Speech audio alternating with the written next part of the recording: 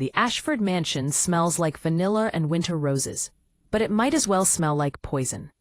I'm standing in the center of the great room, my fingers gripping a silver gift bag with white tissue paper spilling out the top, and I can't stop staring at what's inside. A premium subscription to Second Chance Singles, an app specifically designed for women over 35 who've missed their window. And beneath it, a hardcover book with embossed lettering. The Art of Contentment, Finding Peace in Solitude. The subtitle reads, A Guide for the Permanently Single. The fireplace crackles behind me, flames dancing against river stone that cost more than most people's cars. Outside the floor-to-ceiling windows, rain hammers against the glass, turning the perfectly manicured gardens into a watercolor blur. But inside this room, the chill has nothing to do with the January storm. Vanessa laughs. It's that particular laugh of hers, the one that sounds like wind chimes but cuts like glass. I saw it on Instagram, my sister says, her voice dripping with concern that wouldn't fool a stranger, let alone me. The reviews were incredible. 4.5 stars from women who've embraced alternative life packs. I don't look up. I keep staring at that awful purple app card, at the illustration of a wilting rose that's supposed to represent women like me. Women who've supposedly expired. Women whose value decreased with every birthday candle. Take it seriously, darling. My mother's voice slices through the room like a surgical blade. Victoria Ashford sits perched on the velvet chaise, her posture so perfect she could be a mannequin in a luxury store window. Vanessa's just concerned about your future. Don't let pride keep you alone forever. My father says nothing. Graham Ashford stands near the bar, pouring himself scotch from a crystal decanter, studying the amber liquid like it contains secrets he has no intention of sharing with me. His business associate, Michael Chen, shifts uncomfortably in the leather armchair beside him. Daniel Chen, Vanessa's fiancé, suddenly becomes very interested in his phone. I close the bag, slowly. My hands don't shake, though something inside my chest feels like it's splintering into 1,000 pieces. 10 months. It's been 10 months since I mailed those invitations, since I spent 4 evenings at my dining table in Portland selecting the perfect paper, addressing each envelope by hand in silver ink.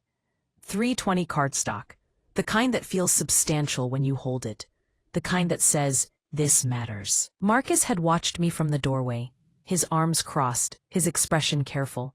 "Are you sure you don't want to just call them?" he'd asked. I'd sealed another envelope, my fingers smoothing the flap. They're my parents. They wouldn't miss this. The memory lodges in my throat like broken glass. I'd delayed the ceremony for 45 minutes, staring at those 2 empty chairs in the front row. The ones with the small reserved signs I'd calligraphed myself.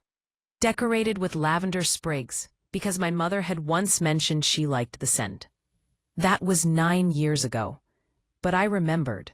I remember everything they forgot. Well? Vanessa leans forward on the sofa, her golden hair cascading over one shoulder in that way that looks effortless, but I know takes her 20 minutes with a curling iron every morning. Her engagement ring catches the firelight, a 4-carat emerald that cost more than my entire wedding. "Aren't you going to say thank you?" The words stick in my throat. Part of me wants to scream. Part of me wants to walk out those massive doors like I've done so many times before, drive back to the airport, fly home to Portland, where Marcus is probably making dinner and wondering if I'm surviving this. But I'm so tired of running. Michael Chen clears his throat. "Perhaps we should move to the dining room," he suggests, his voice carefully neutral. I believe dinner is ready. Vanessa's smirk widens. She knows she's won this round. She always does. Except this time, something inside me doesn't break. It transforms. Not my heart, which has been breaking in this house since I was old enough to understand that some daughters are cherished and others are endured. No. What transforms is something harder, something that's been forming like a diamond under pressure for 31 years. The part of me that still believed in them, the part that kept hoping. I look up. My eyes meet Vanessa's, and I watch her triumphant expression flicker just slightly. There's something in my face she doesn't recognize. Something cold and crystalline and final.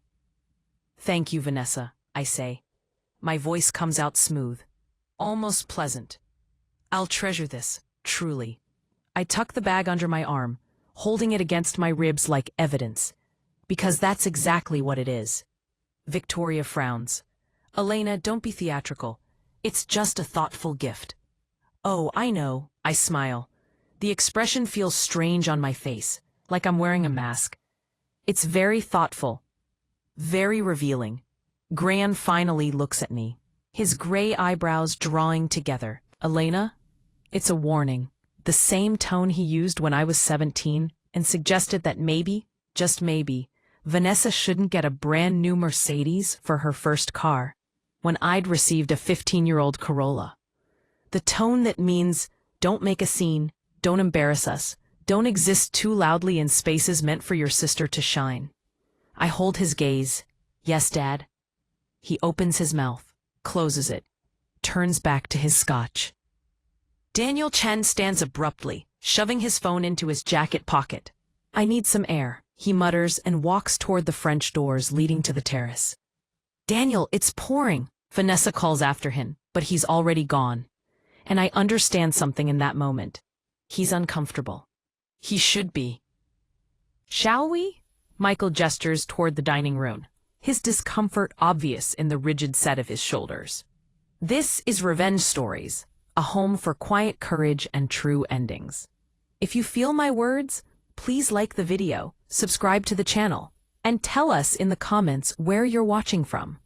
Help us build this community so we can bring more interesting and exciting stories for you. From around the world, your help is much appreciated. Your voice matters here. Your story matters too.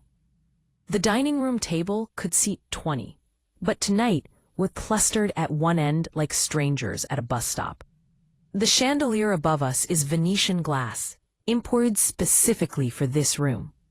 It throws prisms of light across the white china, across the centerpiece of winter roses that probably cost $500. Victoria taps her knife against her crystal wine glass. The sound cuts through the murmur of polite conversation like a blade through silk. "Before we begin," my mother announces, her voice pitched for an audience that exists only in her imagination. "I want to toast this extraordinary season, the year of new beginnings." I watch Vanessa straighten in her chair, her practiced smile blooming across her face, like she's been rehearsing for this moment her entire life. And maybe she has. "My youngest daughter," Victoria continues, gesturing toward Vanessa with her wine glass, "will be married this March in what can only be described as an event of the season.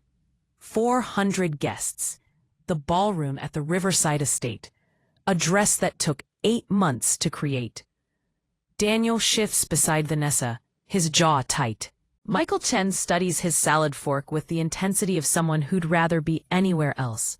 "Vanessa has always known how to do things properly," Victoria says, and the word properly lands on my skin like acid. "With grace, with consideration for family expectations." My father lifts his scotch in agreement. He hasn't looked at me since we sat down. I cut into my salmon. The knife slides through the flesh with barely any resistance, but my hand feels welded to the handle. Victoria sets down her glass with a delicate clink. Her gaze swings toward me, and I recognize the glint in her eyes. She's about to perform. "Vanessa is settled," she says, her tone dripping with manufactured concern. "But what about you, Elena? You're over 30 now. You can't intend to live with your plants and your blueprints forever, can you?" The table goes quiet. Even the serving staff, refilling water glasses near the sideboard, seem to freeze mid-motion. "When is it your turn?" Victoria asks. The question hangs in the air like smoke. I feel Daniel's eyes flick toward me, then away. Michael clears his throat, but says nothing. Vanessa leans forward slightly, her expression arranged into something that might pass for sisterly concern if you didn't know her. But I do know her. I see the anticipation in the way her fingers curl around her wine stem. She's waiting for me to crumble, to stammer, to make some excuse about focusing on my career or not having met the right person yet. I set down my silverware. The clink of metal on china sounds louder than it should. I'm not single, Mother. The words come out calm, steady, like I'm commenting on the weather. Victoria blinks. Excuse me? I've been married for 10 months. My mother's face cycles through 3 distinct expressions in the span of 2 seconds. Confusion, disbelief, rage.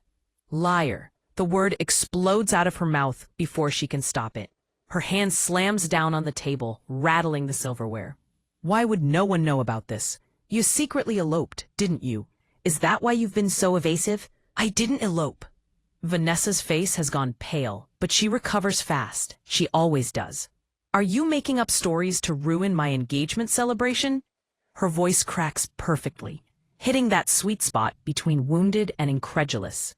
You've always been jealous of me, Elena, but this is pathetic even for you. She turns to Daniel, her hand finding his arm. Can you believe this? But Daniel is looking at me, his attorney's brain clearly running calculations I can't quite read. I sent invitations, I say. My voice hasn't changed pitch. I sound almost bored, which is strange, because my heart is hammering against my ribs like it's trying to escape. Via FedEx overnight, in March. My father's glass hits the table hard enough that scotch sloshes over the rim. If you sent invitations and didn't get a response, why didn't you call? His face is flushed, the vein in his temple pulsing. You did this deliberately, didn't you, to embarrass this family in front of the Chens? And there it is, the truth I've been circling around for 10 months. The answer I didn't want to see, even as the evidence piled up around me like debris after a storm. They didn't forget. They're rewriting history, right now, in front of witnesses. Creating a new narrative while I sit here holding the proof they don't know exists yet. The last thread of hope I'd been clutching, the one I didn't even know I was still holding, dissolves. Something shifts inside my chest. The landscape architect in me takes over. The part that knows how to read terrain and understand drainage patterns and recognize exactly where pressure needs to be applied for Earth to move. I stop trying to defend myself with emotions. They don't care about my feelings. They never have. Under the table, hidden by the white linen, I slide my phone from my purse. My thumb finds the message thread with Marcus. I type one word, now. The message shows as delivered, then read. I put the phone away and pick up my fork again, spearing a piece of asparagus like nothing happened. Elena. My mother's voice has that dangerous quality to it now. The one that used to send me running to my childhood bedroom with my stomach in knots. Stop this nonsense and apologize to your sister. For what? I take a bite of asparagus. It tastes like absolutely nothing. For getting married? For inviting my family to my wedding? Which part needs an apology? Vanessa's eyes are bright with tears that haven't fallen yet. She's good at this, holding them right on the edge when they catch the light. I can't believe you'd lie about something like this. On my engagement celebration weekend. I'm not lying. And prove it, my father snaps. I meet his eyes across the table. Okay. Michael Chen shifts in his seat, clearly wishing he was anywhere else. Daniel has gone very still beside Vanessa. His lawyer instincts finally catching up to whatever his gut has been telling him. The chandelier above us catches on my wedding band. I've been wearing it this whole time. Rose gold, simple, beautiful. They never even noticed.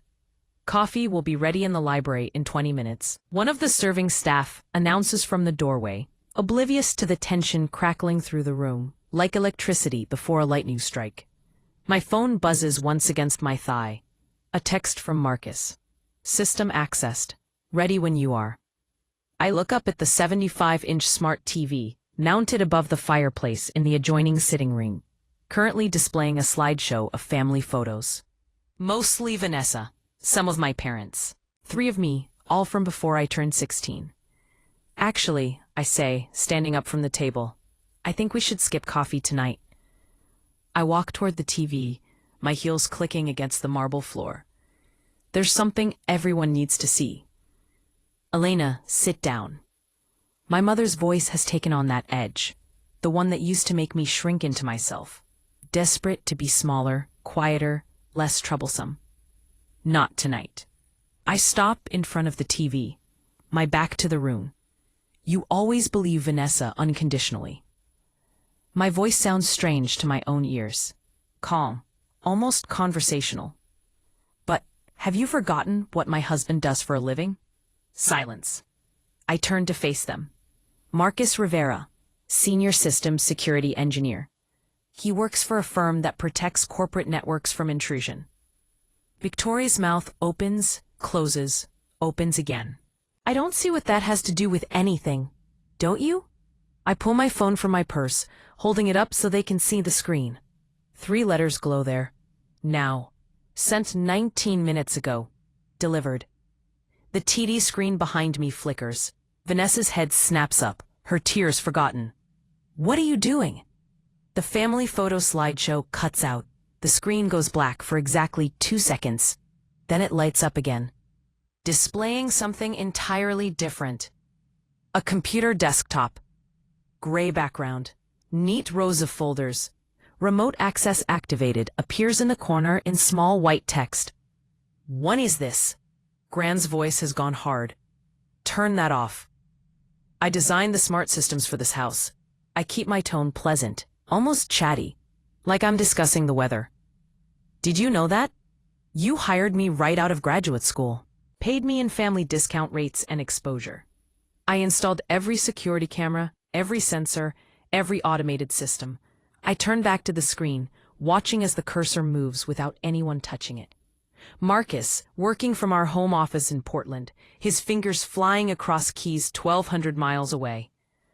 The admin password was never changed, I continue. I recommended you change it, remember? I sent that email 3 times. Michael Chen leans forward, his expression caught between fascination and concern. Daniel has gone very still beside Vanessa, his lawyer brain queerly working through implications. This is illegal, Vanessa's voice cracks. Not with tears this time, with panic. Actually, it's not. I don't look at her. I'm the system administrator on record.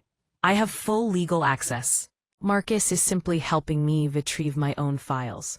Victoria stands up, her chair scraping against the marble. Files? What files? Store. The cursor on the screen moves to a folder. The label makes Vanessa gasp. Project Truth. When you dismissed my career as playing in dirt, I say quietly, you forgot I'm a landscape architect. We plan years ahead. We build systems designed to withstand storms. Star. My father's face has gone red. You had no right to install cameras in our home without telling us. Store. I told you. My voice stays level. I gave you a 60-page manual. You signed off on everything.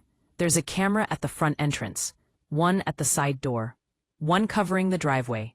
All disclosed, all legal. All recording to a professional storage system in your equipment room.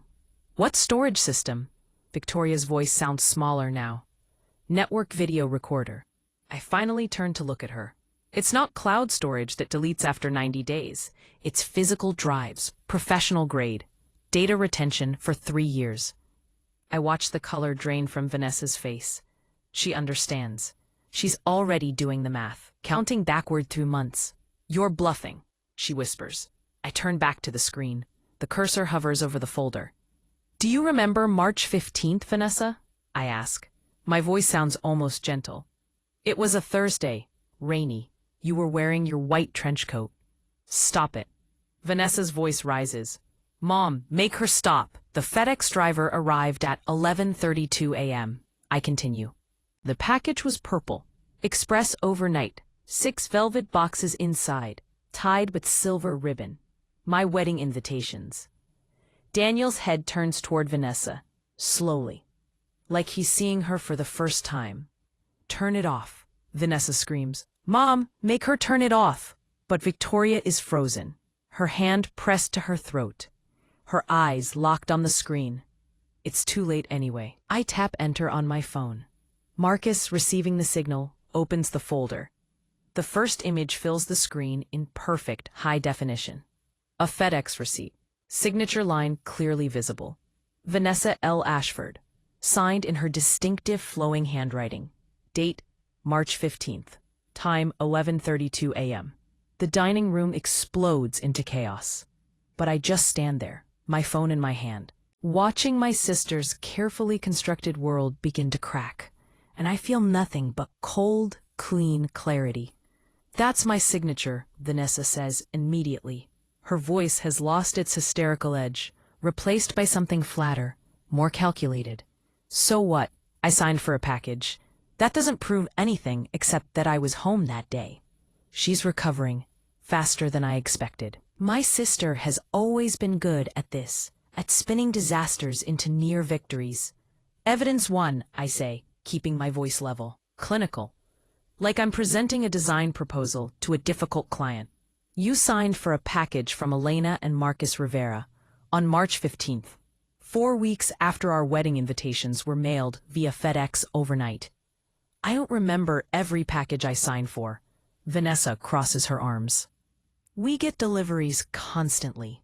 My influencer partnerships alone generate dozens of shipments per week." "Put." Victoria sits up straighter. I can see her grasping at this explanation, wrapping her hands around it like a lifeline.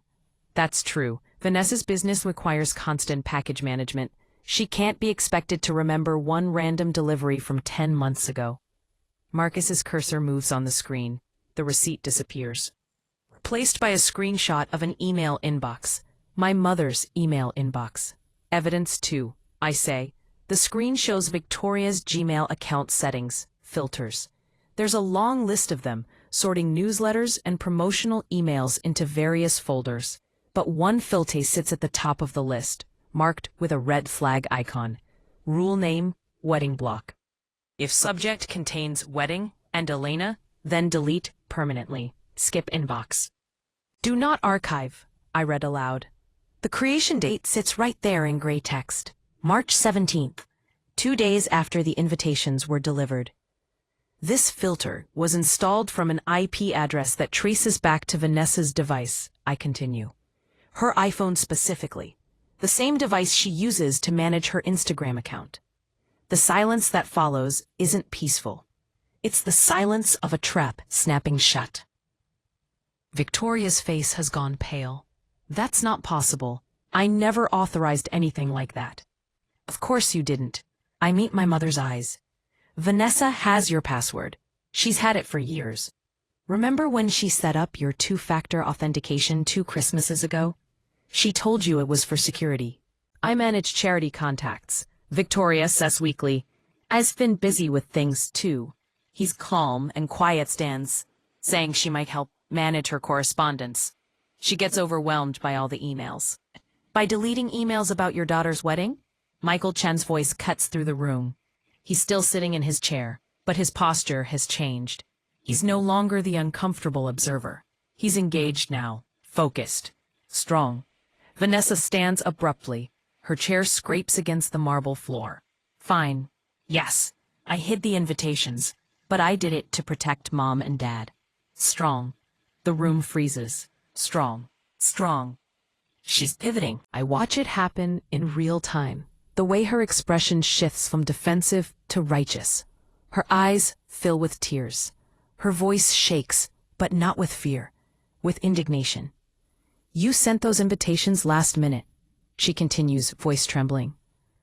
"For some rustic venue in Oregon. Dad has heart issues. Mom worries constantly about image, about what people think. I saw that location you chose, Elena. That barn aesthetic." She wipes her eyes with the back of her hand. "And I was terrified. Terrified they'd be humiliated. Terrified they'd spend the whole trip stressing about appearances. So yes, I hid them. I threw them away. I did it out of love. I was trying to protect our parents from embarrassment." Victoria inhales sharply. I watch her expression shift. See her reaching for this new narrative, like a drowning person grabbing driftwood. You were protecting us? She asks. Of course I was. Vanessa's voice cracks. Elena always does things her own way, never considering how it reflects on the family. I couldn't let you suffer through some subpar wedding just because she refuses to maintain our standards. It's brilliant, in a horrible way. She's reframed herself from villain to hero in 30 seconds flat. The malicious act becomes protective sacrifice. The lie becomes love. Daniel's frown deepens. He's not buying it. I can see the doubt written across his face, the way his jaw tightens. But my parents are already softening, already finding the explanation they want to believe. I don't panic. I don't rage. I don't give Vanessa the satisfaction of seeing me unravel. Instead, I smile. It's a smile full of pity. The kind you give a child who's trying to convince you the dog ate their homework, when you can see the torn pages in the trash. Protecting them, I repeat softly. That's your story? It's the truth. Vanessa lifts her chin. Then why? I say, each word deliberate. Did you throw the invitations in the recycling bin instead of hiding them in a drawer? Vanessa blinks. What? If you were protecting Mom and Dad, if you were worried about their feelings, you would have hidden the invitations somewhere safe, somewhere you could retrieve them later if needed. You would have preserved them carefully, just in case your plan went wrong. I gesture to the screen where Marcus has already queued the next file. But you didn't do that, did you? Daniel turns to look at Vanessa, really look at her. Did you? I was upset, Vanessa says quickly. I wasn't thinking clearly. That's interesting, I say, because the video footage suggests you were thinking very clearly. I nod to the screen. Marcus clicks play. The video quality is stunning. Crystal clear footage from the front entrance camera, the one mounted above the door with a perfect view of the porch and driveway. The timestamp reads March 15th, 11:31 a.m. The FedEx truck pulls into frame. The driver climbs out carrying a purple package. He rings the doorbell. Vanessa appears 45 seconds later. She's wearing yoga pants and an oversized sweater, her hair in a messy bun. She smiles at the driver, signs the tablet, accepts the package. The driver leaves. Vanessa looks down at the package. I watch her read the return address label. Elena and Marcus Rivera. Her expression changes. The smile vanishes. Something cold and sharp takes its place. She doesn't look worried. She doesn't look protective. She looks furious. Vanessa glances around, checking if anyone's watching. Then she walks to the side of the house where the recycling bins sit behind a decorative fence panel. She doesn't hesitate, doesn't pause, doesn't open the package to check the contents. She just hurls it into the bin like she's throwing out garbage. The 6 velvet boxes I'd wrapped so carefully, probably crushed on impact. The invitations I'd addressed by hand, likely bent and creased. She doesn't look back, just wipes her hands on her pants and walks inside. The video ends. The dining room stays silent. Even the fire in the hearth seems to hold its breath. Daniel's face has gone blank. Carefully, deliberately blank. The expression of someone watching their entire future collapse. There's your protection, I say quietly. There's your love. The silence that follows is absolute. I watch Daniel's face cycle through emotions too fast to name. Shock, betrayal, disgust, understanding. He stands so abruptly his chair rocks backward. You threw your sister's wedding invitations in the trash? His voice is quiet, which somehow makes it worse. Because you were jealous? Vanessa reaches for his arm. Daniel, I can explain. He jerks away from her touch, like she's burned him. You gave her a book about dying alone when you knew she was married? He's staring at Vanessa like he's seeing her for the first time. Maybe he is. What kind of person does that? I cannot marry someone capable of this, he says. The words hang in the air like smoke. Monster. That's what he called her. Monster. Vanessa's face crumples. You don't understand. She's always... But Daniel is already moving. He pulls the engagement ring off her finger with such force, I'm surprised the band doesn't bend.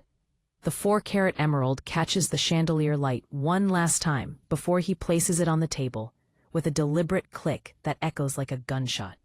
We're done, he says. My mother surges to her feet. Daniel, don't be hasty. Vanessa made a mistake, but surely... A mistake? Daniel's laugh is harsh. Mrs. Ashford, your daughter committed federal mail tampering. She sabotaged her own sister's wedding. She lied to my face for 10 months. He shakes his head. I wanted to marry into a family with integrity. Clearly, I was mistaken about what I'd find here. Michael Chen rises beside his son, his expression carved from stone. He turns to my father, who hasn't moved from his seat, whose face has gone the color of old parchment. Graham, Michael's voice carries the weight of 30 years in business together. I've always believed that a man who cannot manage his household cannot manage a business. My father's scotch glass pauses halfway to his mouth. Your daughter is deceitful. Michael gestures toward Vanessa. Your wife enables her. He looks at my mother, whose mouth opens and closes soundlessly. And you are complicit. His gaze settles back on my father. The harbor development project, next quarter? Consider it canceled. Chen Group will not do business with the Ashford family. The words land like physical blows. I watch my father's face drain of what little color remained. That development was supposed to be his legacy project, the deal that would cement his reputation. $70 million in contracts.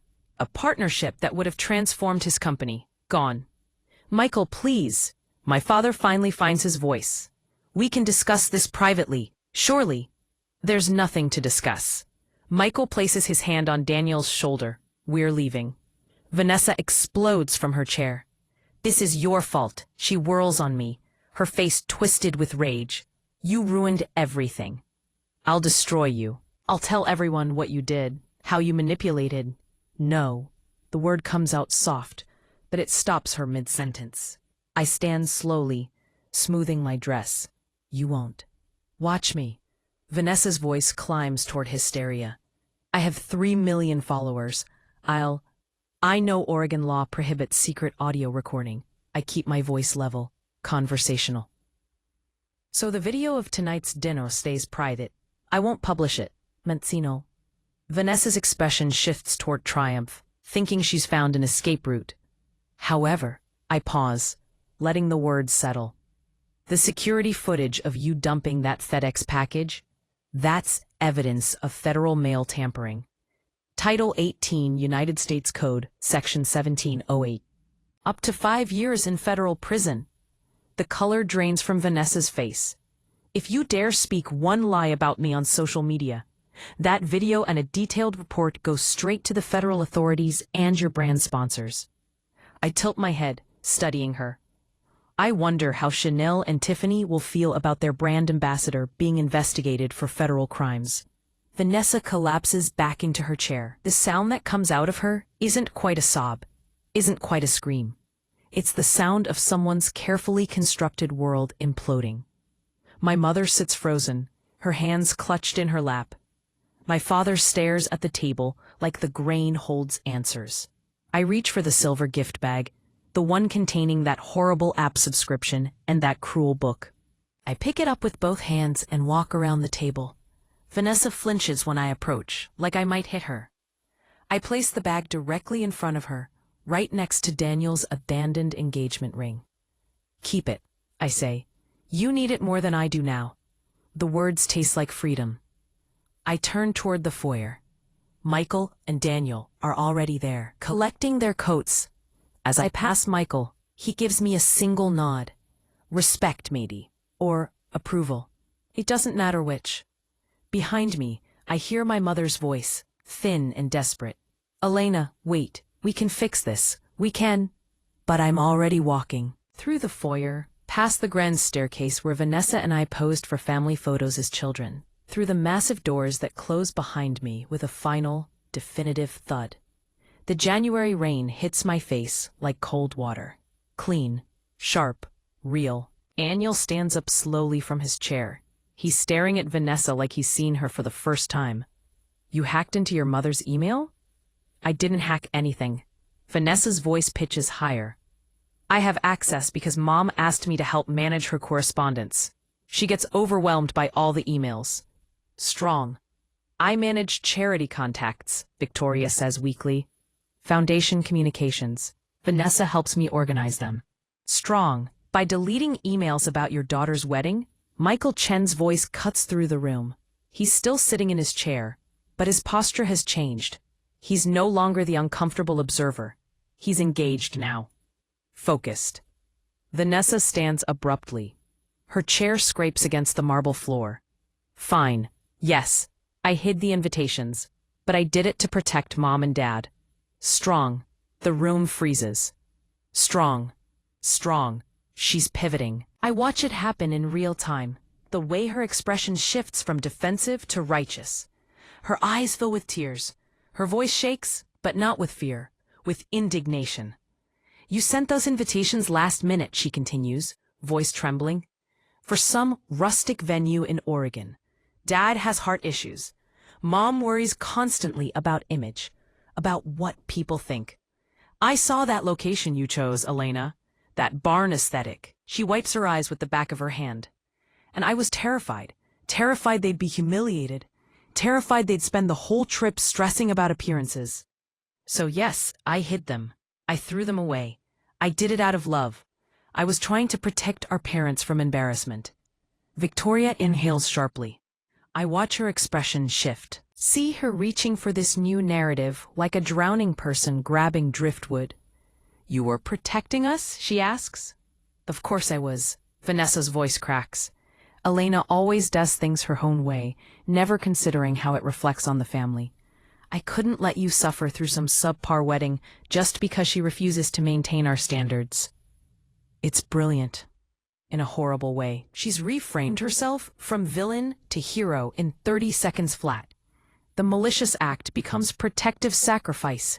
The lie becomes love. Daniel's frown deepens. He's not buying it.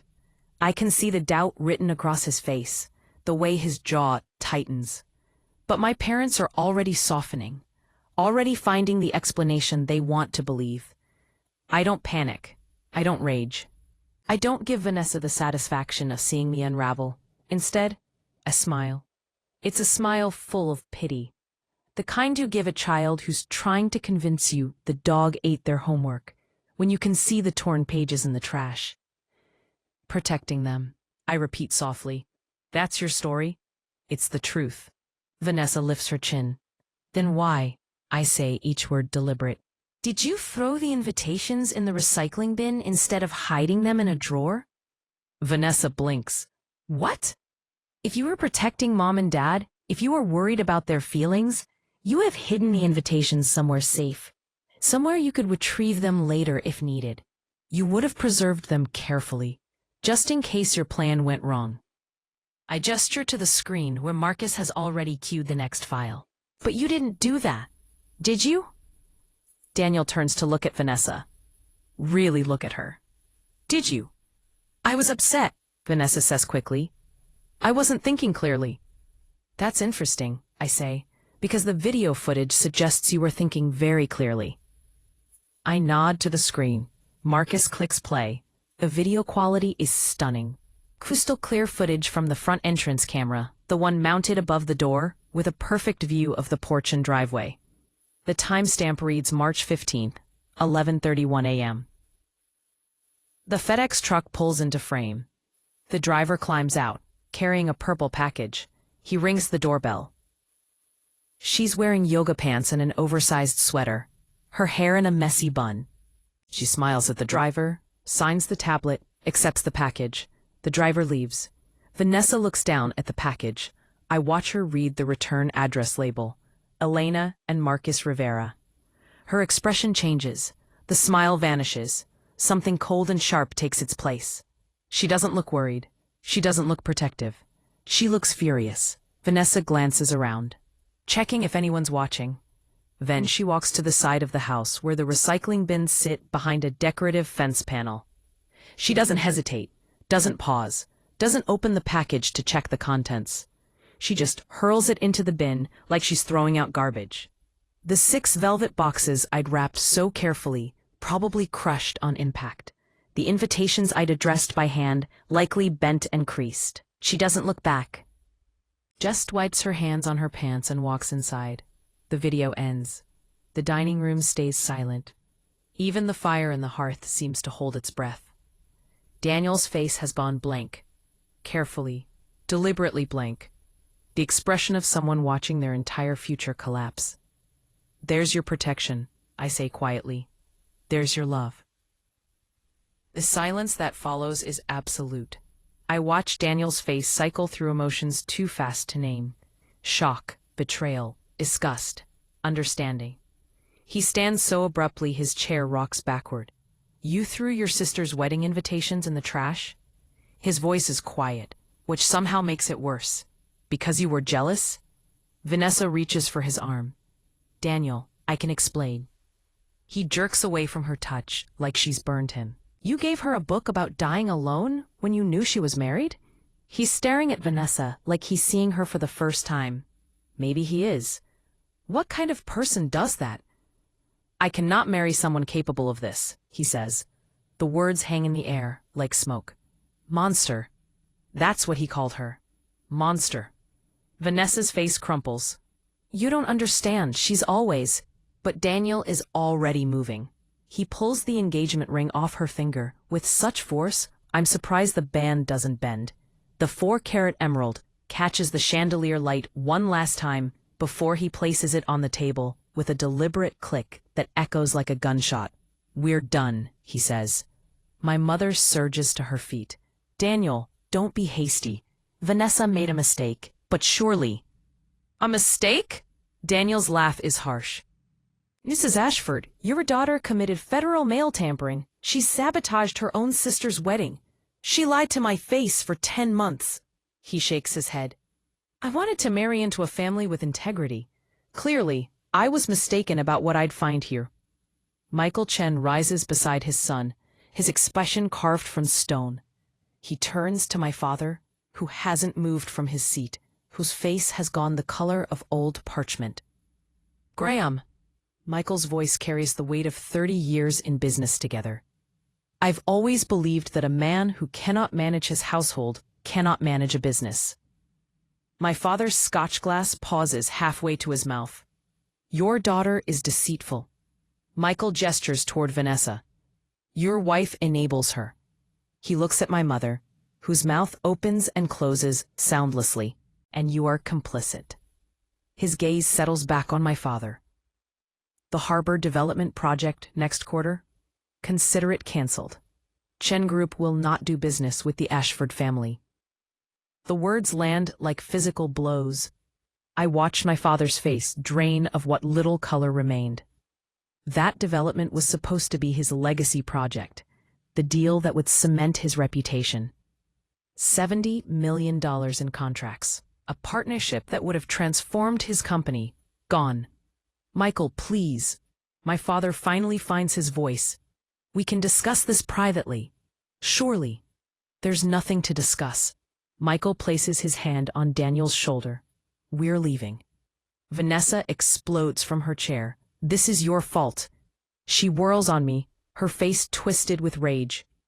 You ruined everything. I'll destroy you. I'll tell everyone what you did, how you manipulated. No. The word comes out soft, but it stops her mid-sentence. I stand slowly, smoothing my dress. You won't. Watch me. Vanessa's voice climbs toward hysteria. I have 3 million followers. I know Oregon law prohibits secret audio recording. I keep my voice level, conversational, so the video of tonight's dinner stays private. I won't publish it. And pause. Vanessa's expression shifts toward triumph, thinking she's found an escape route. However, I pause, letting the words settle. The security footage of you dumping that FedEx package? That's evidence of federal mail tampering. Title 18, United States Code, Section 1708. Up to 5 years in federal prison. Strong PTP. The color drains from Vanessa's face. If you dare speak one lie about me on social media, that video and a detailed report go straight to the federal authorities and your brand sponsors. I tilt my head, studying her. I wonder how Chanel and Tiffany will feel about their brand ambassador being investigated for federal crimes. Vanessa collapses back into her chair. The sound that comes out of her isn't quite a sob, isn't quite a scream. It's the sound of someone's carefully constructed world imploding. My mother sits frozen, her hands clutched in her lap. My father stares at the table like the grain holds answers. I reach for the silver gift bag, the one containing that horrible app subscription and that cruel book. I pick it up with both hands and walk around the table. Vanessa flinches when I approach, like I might hit her. I place the bag directly in front of her, right next to Daniel's abandoned engagement ring. Keep it, I say. You need it more than I do now. The woodeds taste like freedom. I turn toward the foyer. Michael and Daniel are already there, collecting their coats. As I pass Michael, he gives me a single nod. Respect maybe, or approval. It doesn't matter which. Behind me, I hear my mother's voice, thin and desperate. Elena, wait. We can fix this. We can. But I'm already walking. Through the foyer, past the grand staircase where Vanessa and I posed for family photos as children. Through the massive doors that close behind me with a final, definitive thud. The January rain hits my face like cold water. Clean, sharp, real. My Uber is waiting at the bottom of the circular drive, wipers working overtime, exhaust visible in the cold air. I climb into the back seat, and the driver glances at me in the rearview mirror. Airport? She asks. Portland International, I confirm. As we pull away, I allow myself one look back at the Ashford mansion. Every window blazes with light. But from here, it looks empty, a beautiful shell with nothing living inside. I pull out my phone and video call Marcus. His face fills the screen, and the knot in my chest finally begins to unwind. His hair is messy, like he's been running his hands through it. His eyes search mine.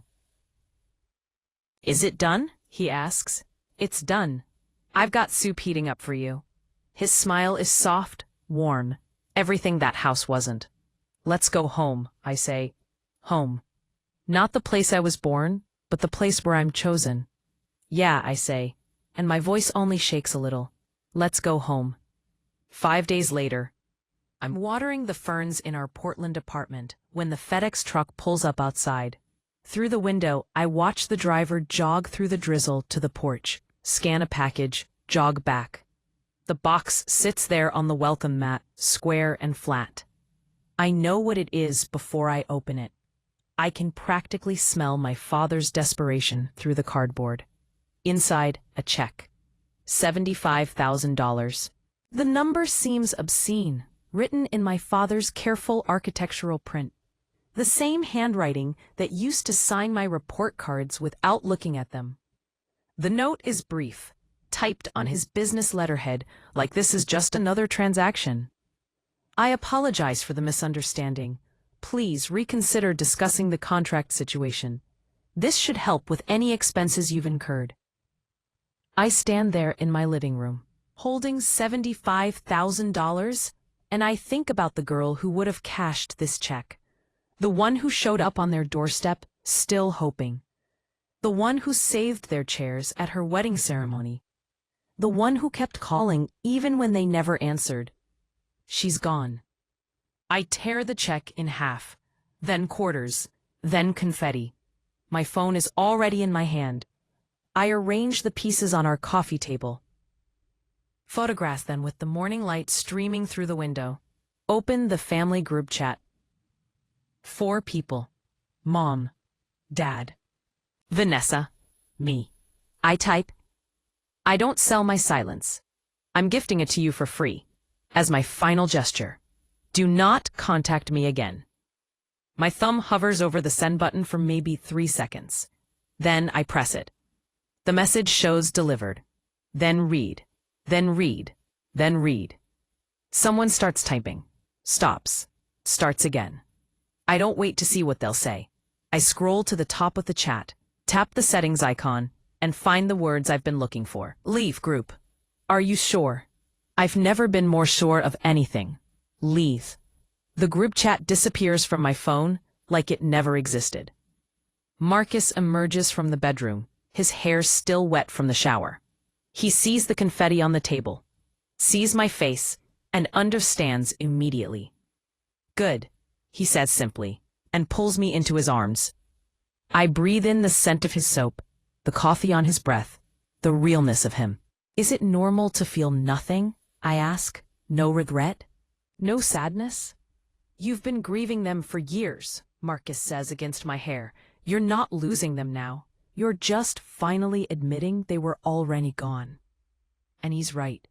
The parents I thought I had, the family I kept hoping would materialize, they never existed. I've been mourning ghosts. "Come on," Marcus says, pulling back to look at me. "Let's get out of here for a bit. Clear your head." We end up at the Japanese garden in Washington Park. The rain has stopped, leaving everything clean and dripping. The maple trees are bare, their branches black against the gray sky. But somehow it's beautiful. Peaceful in a way the Ashford mansion, with all its luxury, never was. We walk the stone paths in comfortable silence, watching koi drift through the pond like living jewels. An elderly couple sits on a bench, sharing a thermos of tea. A father helps his small daughter feed the fish, steadying her when she leans too far over the water. "You know what's strange?" I say. "I keep waiting to feel guilty, like I should have handled it differently, been kinder, given them more chances." Marcus is quiet for a moment, watching the water. "How many chances did you give them?" he asks. I think about it. Really think about it. 31 years worth, I reply. "And how many did they give you?" The answer sits in my throat, obvious and painful. None. They never gave me a single chance to be enough as I was. "You didn't ruin that family," Marcus says gently. "You just stopped pretending it wasn't already broken." We stay until the garden closes, until the last light fades from the sky. As we walk back to the car, my phone buzzes. Not the family chat, obviously. That's gone. But a notification from my personal email. The subject line makes me stop walking.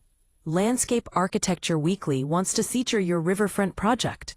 I stare at the email, reading it twice to make sure I'm understanding correctly. The sustainable riverfront restoration I designed last year, the one that won a regional award, they want to do a full feature article. They want to interview me about my design philosophy, my approach to ecological restoration, my vision for urban green spaces. "Marcus, look at this." He reads over my shoulder, and his face breaks into a huge grin. "That's incredible. That's a major publication." "My parents don't even know about this project," I say, and suddenly I'm laughing. They never asked about my work, not once. They have no idea what I actually do. "Their loss," Marcus says firmly. "The rest of the world is paying attention, even if they weren't." That night, I respond to the interview request. I say yes. Yes to being featured. Yes to talking about my work. Yes to existing loudly in my own life without apologizing for it. 3 weeks pass. I don't hear from the Ashfords. No calls, no emails, no attempts to contact me. Part of me wonders if they're respecting my boundary for once, or if they're just too embarrassed to face what happened. I don't wonder long enough to care. Marcus and I fall into a rhythm that feels like what I imagine normal families must feel like. We cook dinner together. We argue about whose turn it is to do laundry. We binge-watch cooking shows and debate whether the judges are being too harsh. We plan a summer trip to Vancouver.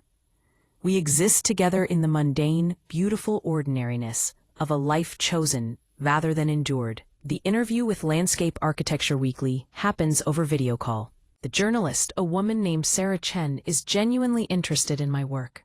She asks thoughtful questions about sustainable design, about balancing human needs with ecological preservation, about my influences and inspiration. Not once does she ask about my family. Not once does she care about anything except my actual accomplishments. It's intoxicating. "One last question," Sarah says as we're wrapping up. "What drives you? What makes you passionate about this work?" I think about it. Really think about what to say. I say slowly. It's about creating spaces where things can grow, where the right conditions exist for life to flourish. Sometimes that means adding nutrients. Sometimes it means removing toxins. Sometimes it means protecting vulnerable new growth from things that would destroy it. Sarah nods, making notes. That's beautiful. And that philosophy applies beyond landscape design, I imagine. It applies to everything. After the call ends, Marcus brings me tea and sits beside me on the couch. You were amazing, he says. The way you talked about your work, you were glowing. I've never had anyone actually listen before, I admit. Not about this. My parents would zone out after 30 seconds. Vanessa would change the subject to herself, but Sarah actually wanted to hear what I had to say. That's because you're brilliant, Marcus says simply.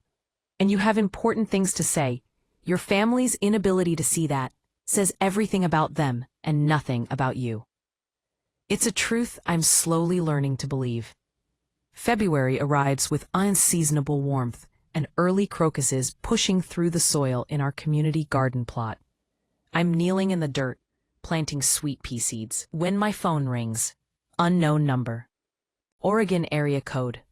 I almost don't answer, but something makes me pick up. Elena? Elena Ashford? The voice is unfamiliar. Male. Professional. Elena Rivera, I correct automatically. Who's this? This is James Patterson. I'm an attorney with Patterson and Associates here in Portland. I'm calling regarding your sister, Vanessa Ashford. My stomach drops. What about her? I'm representing Miss Ashford in a defamation lawsuit. She's alleging that you've made false statements that damaged her reputation and business interests, resulting in significant financial losses. I sit back on my heels, dirt on my hands, phone pressed to my ear.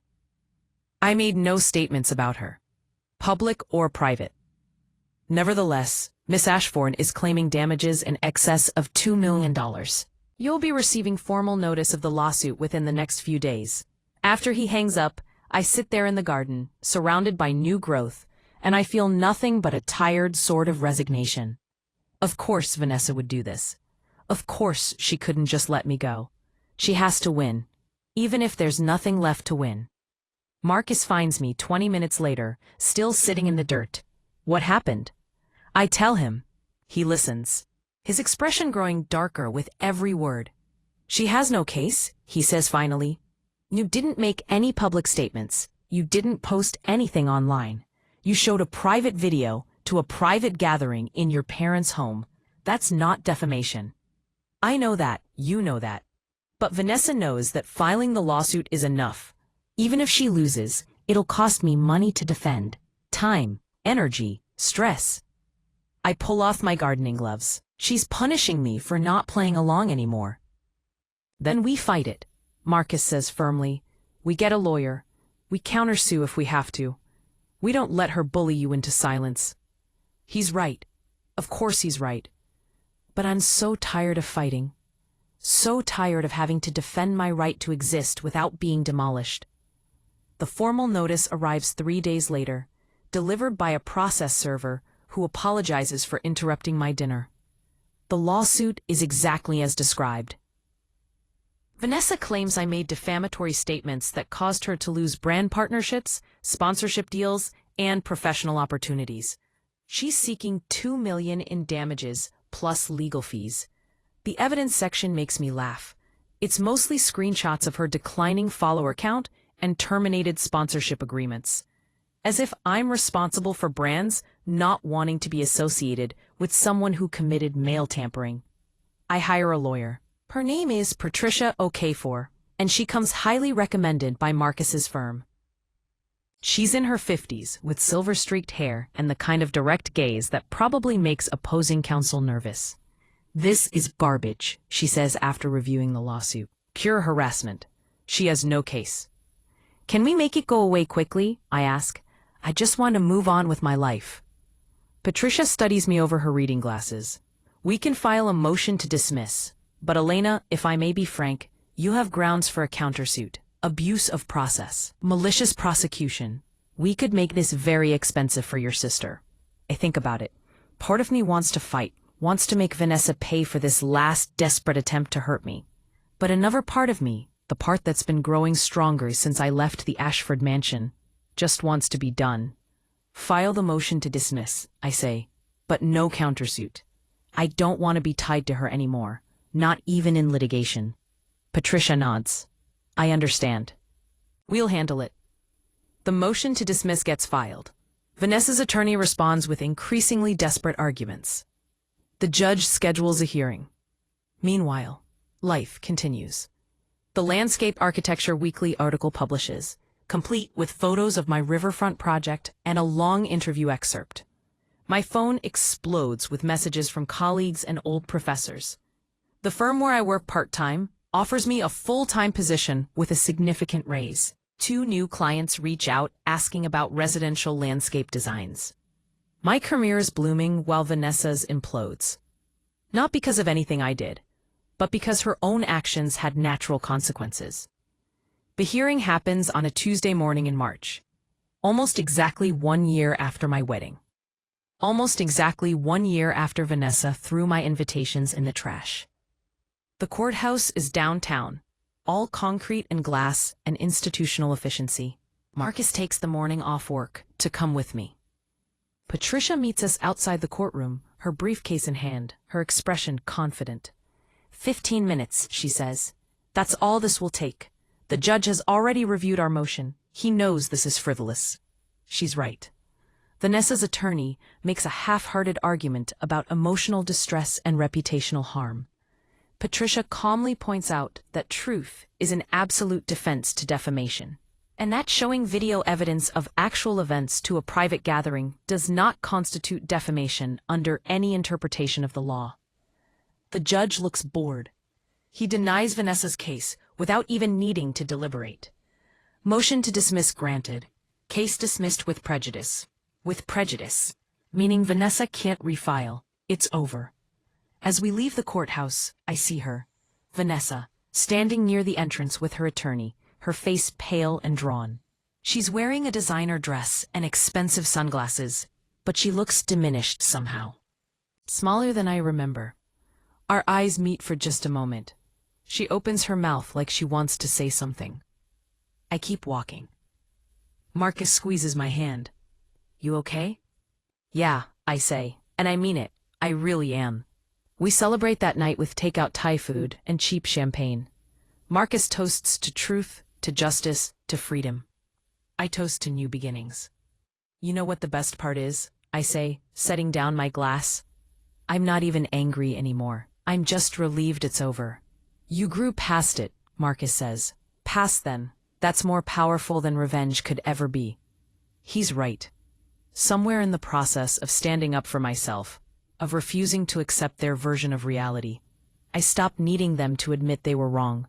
Their opinions stopped mattering. Their approval stopped being something I craved. I planted new seeds and let the old garden die. April brings rain and cherry blossoms, and a surprise phone call from Michael Chen.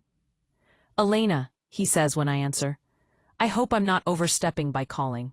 I got your number from Patricia, your attorney. She said it would be all right. Mr. Chen, I say cautiously.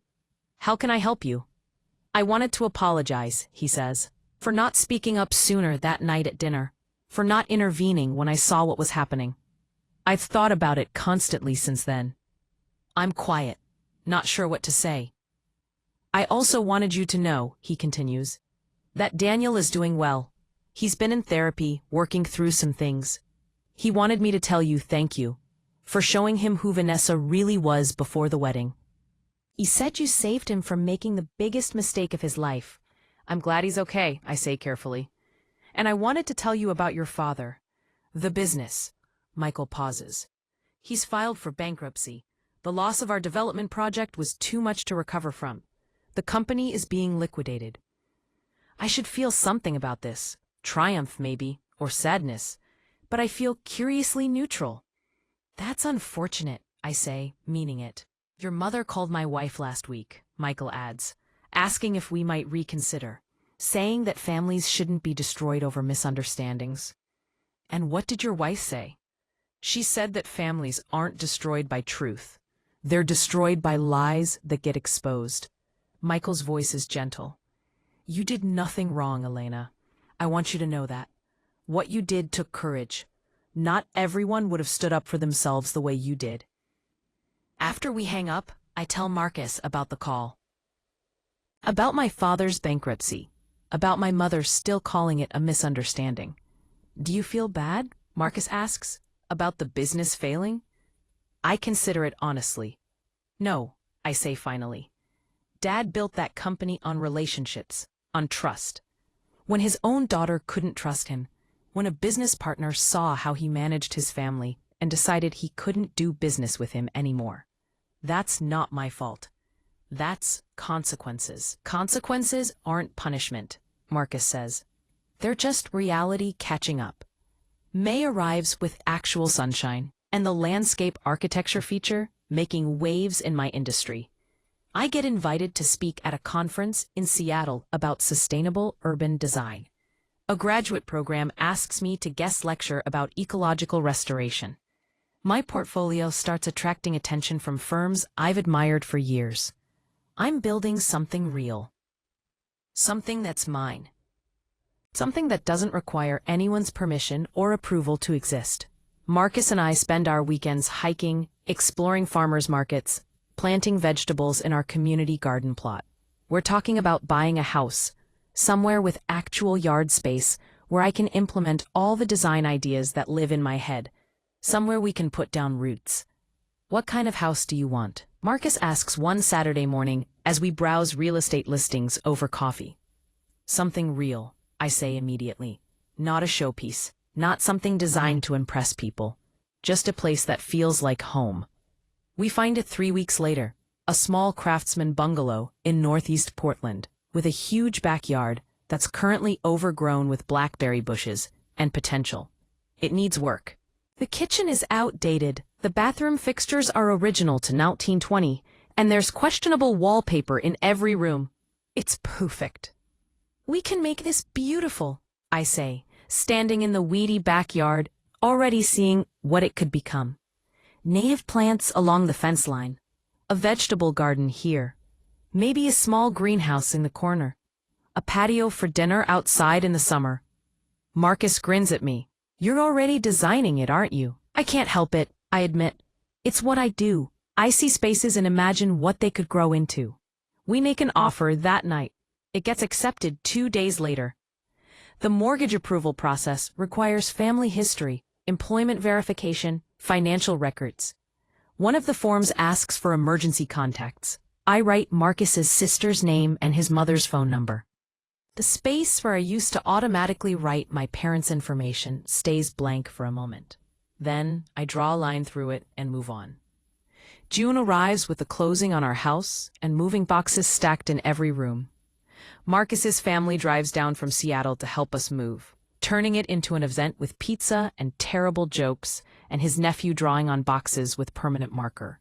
His mother brings a jade plant for luck, a tradition in their family for new homes. You place it by the front door, she explains, helping me find the perfect spot. For prosperity and positive energy. My mother gave me one when Michael and I bought our first house. I gave Marcus one when he got his first apartment. Now I'm giving you one. It's such a small thing, this plant, but it makes my throat tight. Because it's a gift freely given, with no strings attached, no conditions, no expectations, except that we'll take care of it, and maybe pass the tradition on someday. Thank you, I managed to say. I'll take good care of it. I know you will, she says, patting my hand. You're a landscape architect. If anyone can keep a plant alive, it's you. That night, after everyone leaves, and Marcus and I collapse on our mattress on the floor because we haven't assembled the bed frame yet, I look around at our messy, chaotic, perfect new home, and I feel complete. We did it, Marcus says, pulling me close. We have a house. We have a home, I correct. There's a difference. July brings summer heat and wedding invitations in the mail. Marcus's sister is getting married in August, a small ceremony at a vineyard in Washington. The invitation is simple, elegant, with our names written in careful calligraphy. Marcus and Elena Rivera. No +1 necessary. We're a unit. A given. Are you okay going to a wedding? Marcus asks carefully when we open the invitation. I know the last year has been. I'm okay, I say, and I mean it. It's not weddings I have a problem with. It was my family. The wedding is beautiful, small and intimate with maybe 60 people total. Marcus's sister, Sophie, glows in a simple dress she found at a vintage shop. Her fiancé cries during the vows. Both families are there, supportive and present, and genuinely happy. During the reception, Sophie's new mother-in-law gives a toast about gaining a daughter, not losing a son. About families growing and expanding and welcoming new love. About how marriage isn't about merging two people, but about creating space for two people to grow together. I cry. Not sad tears, just tears of recognition. This is what it's supposed to look like. This warmth, this acceptance, this joy that doesn't require anyone to diminish themselves to make someone else shine brighter. Marcus's mother finds me during the dancing portion, after I've had 2 glasses of wine and I'm feeling emotional. "I'm glad you're part of this family," she says simply. "Marcus is happier than I've ever seen him. Thank you for that." "He makes me happy too," I say. "Your whole family does. You make it look easy." "It's not always easy," she says honestly. "But it's always worth it. That's the difference. With the right people, the effort feels like investment, not sacrifice." This is Revenge Stories, a home for quiet courage and true endings. If you feel my words, please like the video, subscribe to the channel, and tell us in the comments where you're watching from. Help us build this community so we can bring more interesting and exciting stories for you from around the world. Your help is much appreciated. Your voice matters here. Your story matters too. August fades into September. Fall arrives with cooling temperatures and leaves starting to turn. I start teaching that guest lecture series at the university, working with graduate students who actually want to learn about sustainable design, who ask questions and take notes and care about making spaces where life can flourish. One afternoon, a student approaches me after class. She's young, maybe 24, with nervous energy and a portfolio under her arm. "Professor Nyavera," she says, "I wanted to thank you for your lecture on removing toxic elements from ecosystems. It really resonated with me." "I'm glad," I say, packing up my materials. "What aspect specifically?" "The part about how sometimes the healthiest thing you can do for a landscape is remove what's harming it. Even if that means removing something that's been there a long time. Even if other people don't understand why it needs to go." She shifts her weight. "I've been trying to set boundaries with my family. Your lecture helped me realize that's not selfish. It's necessary. For growth." I look at this young woman, seeing something of myself in her. "It's one of the hardest things you'll ever do," I say honestly. "But if the alternative is staying in toxic soil, trying to grow in conditions that poison you, then removal isn't just necessary, it's survival." She nods, her eyes bright. "Thank you, really." After she leaves, I sit in the empty classroom for a moment, thinking about that conversation. About how far I've come from the woman who stood in the Ashford mansion holding that cruel gift. About the garden I've grown in the years since. October brings our first Halloween in the new house. We decorate the porch with pumpkins I grew in our garden and hand out candy to neighborhood kids. We're the house that gives out full-size candy bars, apparently, and word spreads fast. We run out by 8 p.m. and have to turn off the porch light. "We're officially part of the neighborhood," Marcus says, watching through the window as disappointed trick-or-treaters move on to the next house. "Next year we buy more candy. Next year we grow more pumpkins," I counter. "I'm thinking we can expand the garden bed along the back fence. Plant some winter squash too, maybe some gourds for decoration." Marcus laughs. "You can't help yourself, can you? Always planning the next season." "That's what you do," I say. "When you're building something real, you think about what comes next, what you want to grow into." November arrives with early frost and the anniversary of that last Christmas Eve at the Ashford mansion. A year ago, I stood in that dining room and watched my family's lives crumble. A year ago, I walked out of that house for the last time. I don't feel sad about the anniversary. I feel grateful. Grateful for the courage I found. Grateful for the life I chose instead. Marcus and I spend Thanksgiving with his family in Seattle. The house is loud and chaotic, with too many people and not enough seating and everyone talking over each other. Sophie and her husband are there, still glowing with newlywed happiness. Marcus's nephew shows me his rock collection with intense seriousness. His mother makes too much food and insists everyone take leftovers home. It's nothing like the formal, stiff gatherings at the Ashford mansion. It's better. During dinner, Marcus's father stands to give a toast. He's a quiet man, an engineer like Marcus, someone who chooses his words carefully. "I'm thankful," he says, "for family. Not just the family we're born into, but the family we choose. The family we build. The people who show up for each other not because they have to, but because they want to." His eyes meet mine across the table. I'm thankful for the additions to our family this year. For Sophie's husband. For Marcus's wife. For everyone who makes this table bigger and our hearts fuller. Everyone raises their glasses. Marcus squeezes my hand under the table. This is family. This warmth. This acceptance. This belonging without conditions. December arrives with snow and the completion of my first major solo project, a sustainable community garden space in North Portland. The ribbon-cutting ceremony happens on a cold Saturday morning, with local officials and community members gathered to celebrate. I give a short speech about the design philosophy, about creating spaces where everyone can grow food regardless of their economic situation, about how access to green space is a right, not a privilege, about how sometimes you have to clear away what's not working to make room for what will. As I'm speaking, I see Marcus in the crowd, filming on his phone, his face proud. Sophie is there too, and several of my colleagues from the firm. My graduate students, Marcus's parents, who drove down just for this.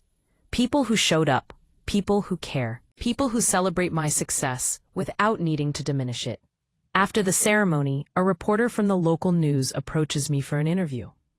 "This is beautiful work," she says, gesturing to the garden beds and the community gathering space and the rainwater collection system. "Where did you learn to design like this?" I think about how to answer that. "I learned," I say slowly, "by studying what helps things grow and what prevents growth. Sometimes the most important part of design is recognizing what needs to be removed." The interview airs that evening. Marcus and I watch it together on our couch, in our home, surrounded by the life we've built. "You're amazing," Marcus says when it's over. "You know that, right?" "I'm learning to believe it," I say. Christmas arrives quietly. Marcus and I stay in Portland, hosting a small dinner for friends. We decorate our house with lights and a real tree that drops needles everywhere and ornaments we've collected together. Nothing matches, nothing is coordinated, it's perfect. On Christmas Eve, exactly 1 year after that last dinner at the Ashford mansion, my phone rings. Unknown number. Oregon area code. I stare at it for a moment, debating whether to answer. Marcus looks up from the cookies he's frosting. "It's okay not to answer," he says quietly. But something makes me pick up. Maybe curiosity, maybe closure, maybe just the knowledge that I'm safe now, that nothing they can say can hurt me anymore. "Hello? Elena," it's my mother's voice. Smaller than I remember. Older. "Please don't hang up." I'm silent, waiting. "I'm calling because I wanted you to know. Your father had a heart attack 3 days ago. He's stable now, but it was serious. He's asking for you." I feel nothing. No panic, no rushing sympathy, no immediate need to fix this or make it better. Just a calm, clear detachment. "I'm sorry he's unwell," I say. "I hope he recovers." "Elena, please. He wants to apologize, to make things right. We both do. We've had time to think, to understand. What we did was wrong. What Vanessa did was wrong. We see that now." "I'm glad you see that," I say. "That's important for your own growth. Will you come visit before the new year? Please. Let's start fresh, be a family again." And there it is, the same request I heard 1,000 times growing up. The same pattern. Do something terrible, wait until the consequences become uncomfortable. Ask for forgiveness without actually changing anything fundamental. Start fresh, as if fresh starts are possible without different foundations. No, I say simply, I won't be coming. Elena, I hope Dad recovers, I really do. I don't wish him harm. But I'm not coming back into a family dynamic that required me to accept mistreatment to maintain peace. I'd build something better, something real, and I'm protecting that. But we're your family, Victoria says, and her voice cracks. Doesn't that mean anything? It used to mean everything, I say. That was the problem. I kept trying to earn something that should have been freely given. But I'm done trying. I'm done hoping you'll become people you've never been. I accept you as you are, and I accept that you're not what I need. So that's it? You're just abandoning us? End quote. No, Mom. You abandoned me years ago. You just didn't notice because I kept showing up anyway. I'm not abandoning you. I'm finally accepting reality. There's a long silence on the other end of the line. I'm sorry, Victoria says finally. I'm truly sorry, for all of it. I know that doesn't fix anything, but I need you to know. I believe you're sorry, I say. I believe you're uncomfortable with the consequences of your choices, but being sorry isn't the same as being different. And I need different, so I'm choosing different. What about Vanessa? Victoria asks. She's struggling, lost almost everything. No sponsorships, no Daniel. She's trying to rebuild her life. I hope she succeeds, I say, and I mean it.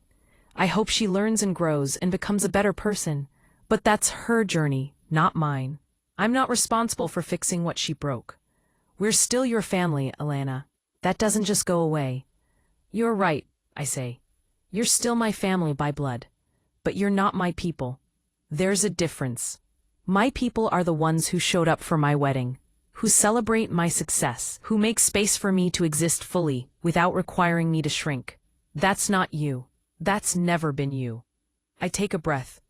I wish you all well. I hope you find happiness. I hope Dad recovers fully, but I won't be part of it. Take care of yourselves. I hang up before she can respond. Marcus is watching me, the cookie frosting forgotten. You okay? Yeah, I say, and I realize it's true. My hands aren't shaking. My heart isn't racing. I feel calm, clear, certain. That was my mom. Dad had a heart attack. They want me to come back, to start over. And you said no. I said no. Marcus sets down the frosting and pulls me into his arms. I'm proud of you. Me too, I say against his chest. I'm proud of me too. We finish decorating cookies. We watch a terrible holiday movie. We go to bed in our house, in our life, surrounded by the reality we chose. New Year's Eve arrives clear and cold. Marcus and I bundle up and walk to the park near our house, where the neighborhood is gathering for a small fireworks display. It's nothing fancy, just neighbors coming together to mark the passage of time. At midnight, fireworks explode overhead. Not professional displays, just enthusiastic amateurs with consumer-grade fireworks. But they're beautiful in their imperfection. Gold and silver sparks against the black sky. Marcus kisses me as the crowd around us cheers. Happy New Year, he says. Happy New Year, I echo.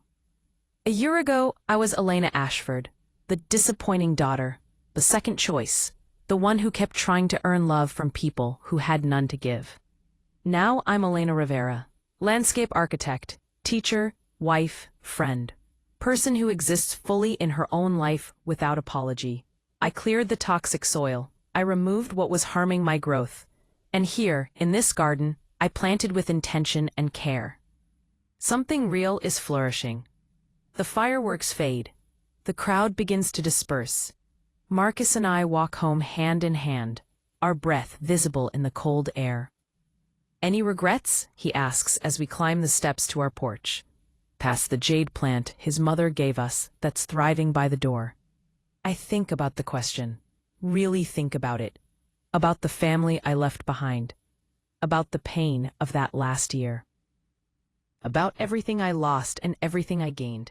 Not one, I say, because some gardens need to burn before new growth can begin. Some soil needs to be cleared completely before you can plant something that will actually thrive. I chose growth over comfort, truth over pretense, reality over hope that was never going to materialize. And I would make the same choice every single time. We step inside our home, into the warmth and light and life we build together.